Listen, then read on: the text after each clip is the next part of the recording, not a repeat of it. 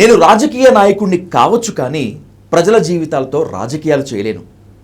దేవుడు అలాగే ప్రజలు ఆశీస్సులు ఇచ్చి ఈ ముఖ్యమంత్రి పీఠం మీద కూర్చోబెట్టారు కాబట్టి నేను ఖచ్చితంగా అభివృద్ధి చెయ్యాలనే చూస్తాను, అభివృద్ధి మాత్రమే చేస్తాను. వస్తున్నటువంటి అనుమానాలపై, అపోహలపై నిరంతరం సంభాషిస్తూ ముందుకు వెళ్తాను. ఇది తెలంగాణ సీఎం రేవంత్ రెడ్డి నిన్న చెప్పినటువంటి మాట. ఎందుకు ఇంత క్లియర్ కట్గా చెప్పాల్సి వచ్చింది అంటే, మూసీ రివర్ ఫ్రంట్పై ఓవైపు విమర్శలు, ఆరోపణలు, వ్యతిరేక నిరసనలు వచ్చినటువంటి ఈ నేపథ్యంలో సాక్షాత్తు ముఖ్యమంత్రి ఇంత క్లారిటీ ఇచ్చుకోవాల్సి అవసరం ఉంది. మూసీ రివర్ ఫ్రంట్ డెవలప్మెంట్ అనేటువంటిది అతి తెలివితో చేస్తున్న పని అని కొందరంటుంటే, లేదు తెలంగాణ అభివృద్ధిలో ఇదొక భాగం అని కొందరంటున్నారు. ఈ రెండింటిలో ఏ వాదన వైపు మనం నిలబడాలి అనేటువంటి దానిపై ఇన్ డీటెయిల్గా, ఇన్ డెప్త్గా డిస్కస్ చేద్దాం. Let's invite global Telangana association founder and chairperson Kalavala Vishweshwar Reddy గారు on to the dial news hot seat with Vijay Sadhu. Sir నమస్కారం. నమస్తే. మూసీ రివర్ ఫ్రంట్పై ఆ డెవలప్మెంట్పై తెలంగాణలో ఒక రకంగా యుద్ధమే జరుగుతుందని చెప్పాలి. నిరసన, వ్యతిరేకత, విమర్శల ఆరోపణలలో ఇప్పటిదాకా సీఎం గారు చెప్పినటువంటి క్లారిఫికేషన్. ఈ క్లారిఫికేషన్ మీటింగ్లో you played a key role కాబట్టి ఎవరి వైపు నిలబడాలి, ఎందుకు నిలబడాలి అనేటువంటి దానిపై మీకు ఒక స్పష్టమైన అవగాహన ఉంటుంది. Can you describe it sir? Yes, అంటే టిపికల్గా హిస్టారికల్గా అంటే చరిత్రలో ఎట్లా అంటే ఎప్పుడైతే జీవన విధానం, జీవన సారం ఎక్కడ మొదలైందంటే రివర్ ఫ్రంట్ దగ్గర అయింది, అంటే నదీ పరివాహ ప్రాంతంలో జరిగింది.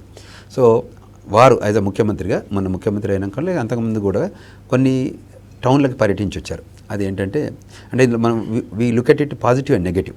సో జపాన్కి వెళ్ళి వచ్చారు, తర్వాత సియోల్కి వెళ్ళి వచ్చారు, తర్వాత దుబాయ్కి వెళ్ళి వచ్చారు, తర్వాత అమెరికా కూడా ప్లేసెస్లో వెళ్ళి వచ్చారు. అంటే అక్కడ అన్ని రివర్ ఫ్రంట్ ఏదైతే డెవలప్మెంటల్ యాక్టివిటీస్ ఉన్నాయో దాన్ని ఏ రకంగా రిజువినేషన్ అంటే ఎలా ఉందో, తర్వాత ఈ మూసీ, ఈసా ఈ రెండు నదులు కేంద్రీకృతమై మళ్ళీ మూసీగా కంటిన్యూ చేసే రివర్ అయితే ఎలా ఉందో దానికి ఇప్పుడు ఉన్న పరిస్థితి ఏంటి, ఒకప్పుడు చరిత్రకు దానికి ఉన్న విలువ ఏంటి, ఆ నదికి పరివాహ ప్రాంతానికి ఇప్పుడున్న ఆ నదీ పరివాహ ప్రాంతానికి ఉన్న సిచ్యువేషన్ ఏంటి అనే దాని మీద నిన్న మంచి ప్రజెంటేషన్ ఇచ్చారు ఇద్దరు. జేఎస్ రంజన్ గారు మాట్లాడారు, తర్వాత నరసింహారెడ్డి గారు కూడా మాట్లాడారు, తర్వాత రేవంత్ ముఖ్యమంత్రి గారు కూడా మాట్లాడారు. ముగ్గురు కూడా వాళ్ళ ప్రజెంటేషన్ చేశారు. తర్వాత స్టేక్ హోల్డర్ని అందరినీ పిలిచారు. అంటే రాష్ట్ర ప్రభుత్వంలో ఉన్న మంత్రులు వచ్చారు, ఎమ్మెల్యేలు వచ్చారు, అదేవిధంగా ఎవరైతే ఇంపాక్ట్ అవుతారో, ఆ రివర్ ఫ్రంట్ ఇంపాక్ట్ అవుతారో కొంతమంది స్టేక్ హోల్డర్స్ని కూడా పిలిచారు. ఆ మీటింగ్ ఇటు తాజ్లో జరిగింది. I was also there. So టిపికల్గా అంటే I want to understand what exactly happening on this river front. ఇది పాజిటివ్, నెగిటివ్ పక్కకు పెడితే అసలు what is the project that government is taking and how much is going to spend. Because ఇప్పుడు new money, these are going to invest in the new money. హిస్టారికల్గా ఈ project ఇప్పటివరకు లేదు. అంటే తెలంగాణ పుట్టిన తర్వాత నుంచి కూడా ఇంకా ఇది దీని మీద ఆలోచన రాలేదు. ఇప్పుడు వచ్చిందంటే ఈ part 1 which is 21 kilometres project. So ఏం చేయబోతుంది అనేది ఎవరైతే కాంట్రాక్టు ఆర్గనైజర్స్ ఉన్నారో, ఎవరైతే ఎగ్జిక్యూటర్స్ ఉన్నారో, ఎవరైతే స్టేక్ హోల్డర్స్ ఉన్నారో వాళ్ళకి అంటే చెప్పడానికి కోసం చేసిన ప్రయత్నం ఇది. అందులో భాగంగానే ఏ ప్రాజెక్టు తీసుకున్నా, దేశంలో ఏదైనా దశలు తీసుకున్నా, ఏదైనా గొప్పతనమైన, ఓడిపోయినా, గెలుపుల రకరకాల కార్యక్రమాల్లో చాలా విషయాలు ఇంపాక్ట్స్ ఉంటాయి. అంటే అది అచీవ్మెంట్లో, ఇప్పుడు మనం ఒక గేమ్ ఆడితే కూడా ఒకరు గెలుస్తారు, ఒకరు ఓడిపోతారు, బట్ ఇట్స్ అ గేమ్. అదేవిధంగా ఇక్కడ అభివృద్ధి కూడా చేసే క్రమంలో కొన్ని మంది ఇంపాక్ట్ అవుతారు. ఇప్పుడు రింగ్ రోడ్డు తీసుకొచ్చాం మనం, దీనికి అభివృద్ధి కోసం ఇప్పుడు ఏదైతే అవుటర్ రింగ్ రోడ్ వచ్చిందో హైదరాబాద్కి, అది ఇవాళ తలమానికం అయిపోయింది. అంటే చాలామందికి బెనిఫిట్ అయింది. అంటే డెవలప్మెంట్ యాక్టివిటీస్లో అదొక గ్రేట్ అసెట్. అట్లనే ఈ asset, this is going to be river front asset కాబోతుంది. ఇవాళ రేవంత్ రెడ్డి చేసిన ఇది ఒక ముఖ్యమంత్రితో అయిపోదు. అంటే మన ఇప్పుడు ఏదైతే తెలంగాణ డెవలప్మెంటో, కంబైన్డ్ తెలుగు రాష్ట్రాల డెవలప్మెంటో ఒక ముఖ్యమంత్రితో జరగలేదు. హిస్టారిలో 10 మంది ముఖ్యమంత్రులు వాళ్ళ ప్రయత్నాలు చేసుకుంటూ వచ్చారు. కానీ కొందరు ముఖ్యమంత్రులే గుర్తుపెట్టుకుంటాం. సో నిన్న జరిగిన కన్వర్జేషన్లో ఆయన ఏమంటారంటే, నాకు చరిత్రలో ముఖ్యమంత్రి అయ్యే అవకాశం దొరికింది, ఇవాళ ముఖ్యమంత్రి అయ్యాను, ఇప్పుడు నేను ఏదైనా చేయాలి అంటే before I exit out my life I want to give that back to society అన్న ఉద్దేశంతోనే ఆయన ఆలోచన విధానం ఉంది. దానికోసమే ఆయన ఆన్సరబుల్గా కూడా ఉన్నారు and explaining that why he chosen that route, the path. అంటే వెళ్ళి తిరిగి వచ్చింది, ఎక్స్పీరియన్స్ తీసుకొచ్చి గవర్నమెంట్ ఆఫ్ తెలంగాణ నుంచి కూడా ఎగ్జిక్యూటివ్ బాడీస్ని పంపించి ఇంకా మోర్ రీసెర్చ్ చేసి what is the advantages that Seoul, అది Korea, what is the advantage of Japan Tokyo, what is the advantage of Dubai water front. మనం దుబాయ్లో వాటర్ ఫ్రంట్ మనం చూసాం కదా. అట్లా సిమిలర్ వేస్లో ఎక్కడైతే వాటర్ ఫ్రంట్ యాక్టివిటీస్ ఉన్నాయో అది it is not doing a new thing, it is already proven.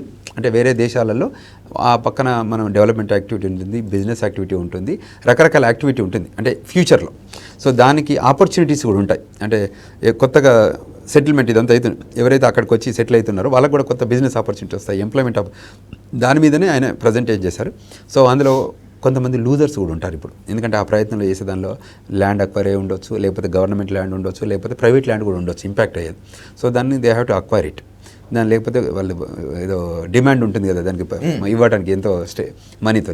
So ఇంకా ఇవాళ ఒక రోజుతోనే కాదు, it's I think series of meetings చేస్తారనుకుంటా. ఇంకా ఇట్స్ నాట్ వన్ మీటింగ్తో నేను కంక్లూడ్ అయిపోయింది అనుకోవచ్చు.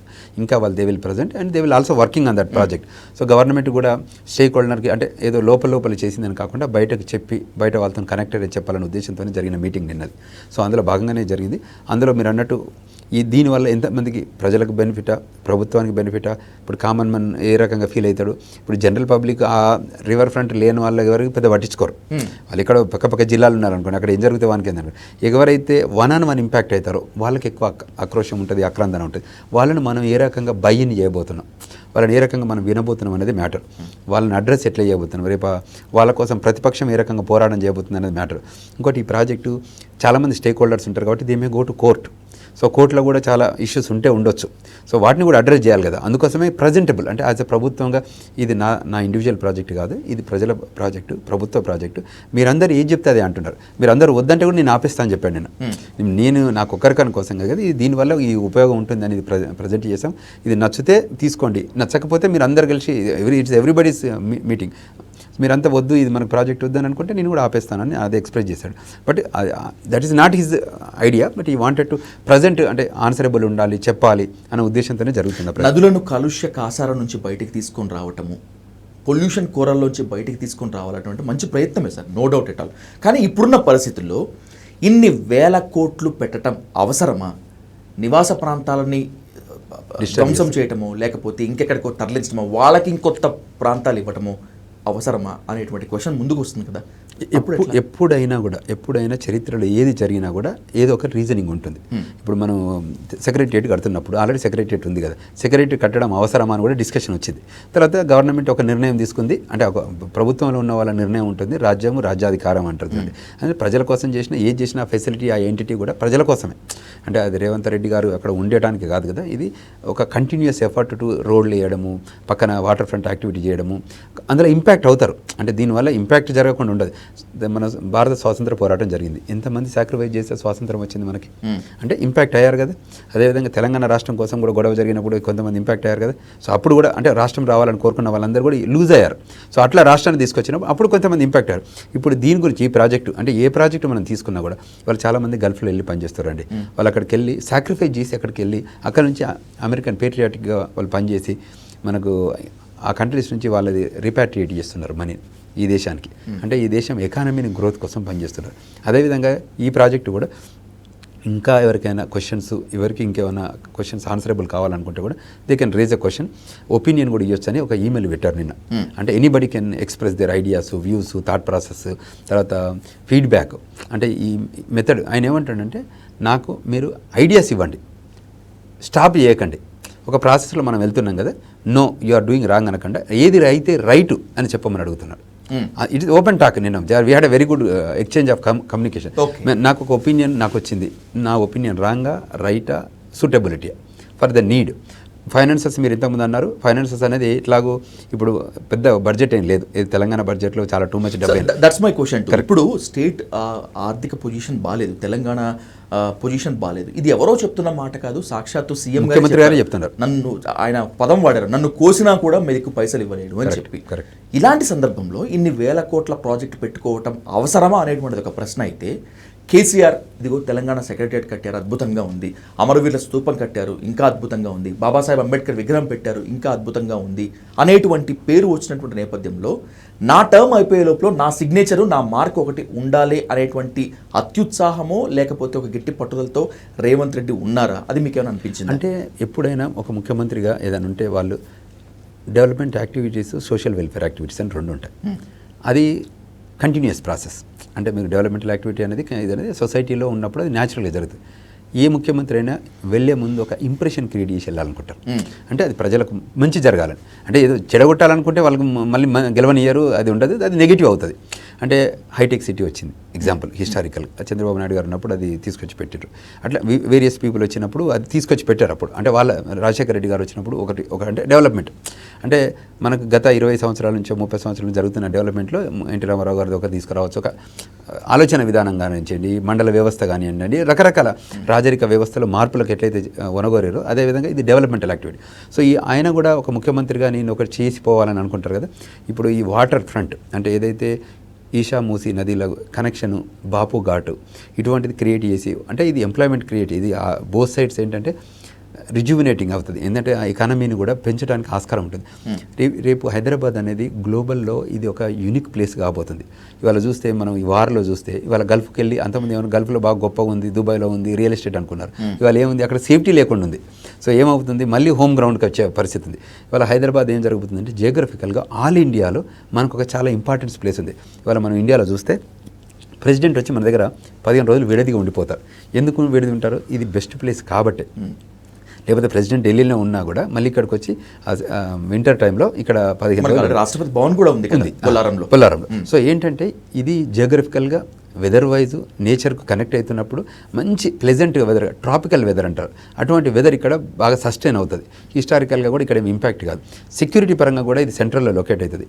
అంటే రేపు ఫ్యూచర్లో కూడా భారతదేశానికి 2వ క్యాపిటల్ అంటే డిస్కషన్ అనేది హైదరాబాద్ గురించి అనేది మీ అందరికీ తెలుసు. చర్చ జరుగుతున్నప్పుడు కూడా హైదరాబాద్ గురించి ఆలోచన అంటే దీని ఇంపార్టెంట్. ఇండియాలో రిటైర్ అయ్యాక చాలామంది వచ్చి సెటిల్ అయ్యే ప్లేస్ కూడా ఇవాళ హైదరాబాద్ అవుతుంది. Because of the comfortable stage. తర్వాత ఇవాళ ఢిల్లీలో చూసినా, ముంబైలో చూసినా, కలకత్తాలో చూసినా, చెన్నైలో చూసినా ఎక్స్పెన్సివ్ ఉన్నాయి ఏది ఇల్లులు కానివ్వండి ఇంకేది. తర్వాత ఇప్పుడు మీరు ముంబై కానీ, కలకత్తా కానీ, చెన్నై కానీ 180 డిగ్రీ డెవలప్మెంట్ అంటారు. Hyderabad 360 degree development. అంటే it is a land locked place. ఇదేంటి వాటర్ ఫ్రంట్ ఉన్న సిటీ కాదు. సో ఎంత గొప్పగా పెరగగలిగే అవకాశం ఉంది. హైదరాబాదు లోకల్ రోడ్ ఏదైతే ఉందో, తర్వాత local ring road, outer ring road, ఇప్పుడు రీజనల్ రింగ్ రోడ్. రేపు తెలంగాణ హైదరాబాద్ అనేది ఎట్లా ఎక్స్పాండ్ అవుతూ వెళ్తుంది. ఇవాళ regional ring road, outer ring road లోపలంతా హైదరాబాద్ కాబోతుంది. వేరే వేసి ఉన్నా కూడా ఇప్పుడు గ్రేటర్ హైదరాబాద్ జరిగింది కదా జిహెచ్ఎంసీ, ఆ మున్సిపాలిటీ కిందకి వచ్చేస్తున్నాయి అన్ని. రేపు రింగ్ రోడ్ దాటాక కూడా రింగ్ రోడ్ నుంచి, ఔటర్ రింగ్ రోడ్ నుంచి రీజనల్ రింగ్ రోడ్ మధ్యలో కూడా రేడియల్ రోడ్లు రాబోతున్నాయి. అంటే రేవంత్ రెడ్డి గారు చేస్తారా, ఇంకో ముఖ్యమంత్రి వచ్చి చేస్తారా, ఎవరైనా చేయాల్సిందే. ఎందుకంటే రోడ్లు వేయడం జరగాల్సిందే. That's natural. ఇప్పుడు మనం చూస్తే భారతదేశంలో అవర్ సెంట్రల్ మినిస్టర్ ఇక్కడ ఢిల్లీ నుంచి బీజేపీ నుంచే నితిన్ గడ్కరీ గారు ఏం చేస్తున్నారు, రోడ్లు వేస్తున్నారు. అండర్ కవర్లో ఒకప్పుడు ఒక రోడ్ వేయాలంటే చాలా పెద్ద సబ్జెక్టు. ఇవాళ ఒక ఫోర్ట్ల వర్క్ జరుగుతుంది. అంత గొప్పగా రోడ్లు వేస్తున్నారు. ఎందుకంటే ఈ దేశాన్ని, చిన్న దేశం మీరు చూస్తే ఇవాళ మేము అమెరికాలో ఉండొచ్చాం. అమెరికాలో ఉన్నది ఎలా ఉంటుంది, చాలా పెద్ద దేశం. అందులో 1/3 ఉంటుంది ఇండియా. సో ఈజీగా కనెక్ట్ చేసుకోవచ్చు. అంటే రోడ్లు వేసుకున్నా ఇవన్నీ వేసుకున్నా. ఎందుకంటే అక్కడ చూసి వచ్చిన వాళ్ళకి మేము దీన్ని ఏ రకంగా డెవలప్ చేయాలన్న ఒక ఆలోచన మనకు కనబడుతుంటుంది కదా. అంటే దానిలో ఉన్న ఇప్పుడు 5G వచ్చింది, రేపు ఇప్పుడు వైఫై అంటాం కదా, రేపు మ్యాక్స్ వస్తుంది.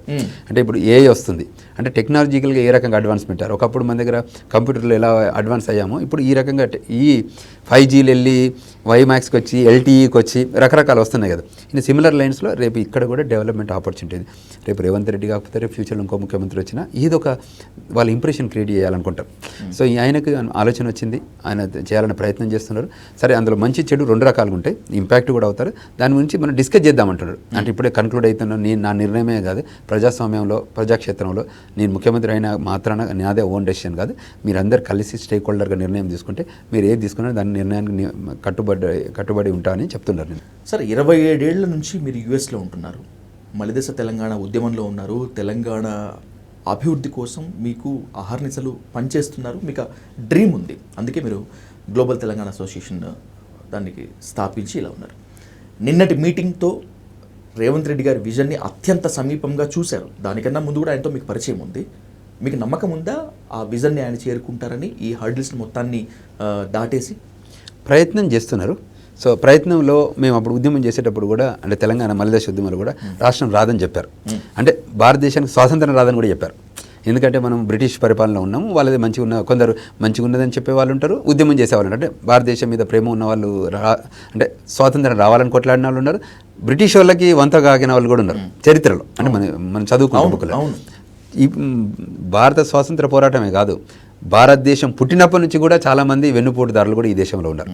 రకరకాల చరిత్రలు మీకు తెలుసు, ముస్లిం దండయాత్రలో కానీ రకరకాల దండయాత్రల్లో కూడా వాళ్ళ వైపు కూడా వెళ్ళి పనిచేసిన వాళ్ళు కూడా ఉన్నారు. అందులో భాగంగానే తెలంగాణ ఉద్యమప్పుడు కూడా పనిచేసిన వాళ్ళు ఉన్నారు. ఇప్పుడు ఈ ప్రాజెక్టు కూడా, అంటే ఈ ప్రాజెక్టులో ప్రయత్నం జరుగుతుంది, ఒక గొప్ప ప్రయత్నానికి నాంది వేశాడు. సరే ఎంతవరకు వెళ్తారన్నది ఇప్పుడు ఈ టర్మ్లో అవుతుందా, ఇంకా టర్మ్, ఇది ఒక 20 ఏళ్ళ ప్రాజెక్ట్, ఇది ఒక 2 ఇయర్స్లోనే అయిపోయేంత ప్రాజెక్ట్. 2 ఇయర్స్లో ఒక సెట్ అవుతుందేమో. ఇన్ని కిలోమీటర్లు చేయాలంటే, అది డెవలప్ చేయాలంటే కూడా it takes like 15 to 20 years అవుతుంది. And it's not 1 year. Budget కూడా మనం అంత బడ్జెట్ను ఒక ఇయర్లోనే పెట్టలేం కదా. Hour total budget 3 lakhs crores per annum. So వాళ్ళు ఇయర్ వైజ్ ఇచ్చుకుంటూ వెళ్ళాలి. రేపు ప్రభుత్వం ఉండాలనే రూల్ ఏం లేదు కదా. రేపు రేవంత్ రెడ్డి గారు ముఖ్యమంత్రి మారిపోవచ్చు, ఆ ముఖ్యమంత్రికి ఆలోచన విధానమే ఉండొచ్చు. ఇప్పుడు ఈయనకున్న ఇంప్రెషన్ నేను కంటిన్యూ చేయొద్దని కూడా ఉండొచ్చు. కానీ అంటే ఈ thinking that is next time కూడా వస్తారనే ఆలోచన విధానంతో ఉన్నారు. సో 5 ఏళ్ళు, ఇది ఒక 3 ఏళ్ళు, 8 ఏళ్ళు ఉంది కదా. 8 ఏళ్లలో ప్రాజెక్టును ఒక రూపం తీసుకురావాలనే ఆలోచన ఉన్నట్టు నిన్న జరిగిన మీటింగ్లో. సో దానిపైన కంకణ బద్దులు అయితే ఉన్నారు. సరే, ఆయనకున్న ప్యాషన్కి, ఆయనకున్న వచ్చిన పరిస్థితి నుంచి, ఎక్కడైతే ఒక జెడ్పీటీసీ నుంచి మొదలుకొని ఒక సామాన్య కార్యకర్త నుంచి, ఫ్యామిలీలో పాలిటిక్స్ లేని దగ్గర నుంచి వచ్చి వాళ్ళ రాష్ట్ర ముఖ్యమంత్రి అయినారు. సరే, దానికి రకరకాల సంఘటనల ఆధారంగా ఆయన ముఖ్యమంత్రి అయినారు. కానీ బట్ ఓవరాల్గా చూస్తే ఆ స్పిరిట్ ఉంది. సరే, ఇది పబ్లిక్ స్పిరిట్ కావాలి. ఇప్పుడు ఎప్పుడైనా పబ్లిక్ స్పిరిట్తో నేను పోరాటం చేయవచ్చు, ప్రైవేట్ స్పిరిట్తో నేను పోరాటం చేయలేను. ఆయన చేసే స్పిరిట్కి పబ్లిక్ స్పిరిట్ ఉంటే అది సస్టైన్ అవుతుంది. ప్రైవేట్ స్పిరిట్ ఉందనుకోరి, పర్సనల్ ఇంట్రెస్ట్ ఉందనుకోరి, అది సస్టైన్ కాదు. అది ఈ ఒక్క సబ్జెక్ట్ కాదు, అది ఏ సబ్జెక్ట్లో కూడా జరగదు. Right sir, thank you so much sir. Thank you very much.